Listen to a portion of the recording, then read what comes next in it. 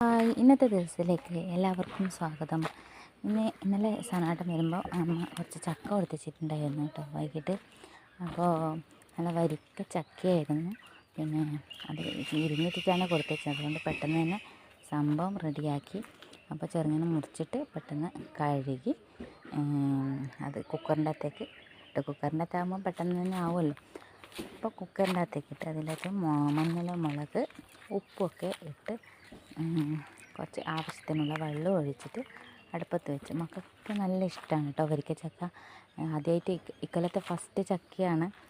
അപ്പോൾ ആ ചക്ക ഏകദേശം വെന്തു, 2-3 വിസിൽ വന്ന് വെന്തു. അപ്പോൾ അതിൻ്റെ അകത്ത് തേങ്ങയിട്ടിട്ട് നല്ലോണം മിക്സാക്കി ഇളക്കി കൊടുത്തേട്ടോ.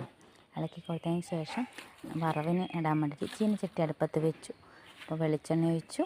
അതിൻ്റെ അകത്ത് കടുക്, വെളുത്തുള്ളി, കറിവേപ്പിലയിലിട്ട്. വറ്റൽമുളകൊക്കെ ഇടാറുണ്ട്, പക്ഷേ വറ്റൽമുളക് തീർന്നു പോകണ്ടേ.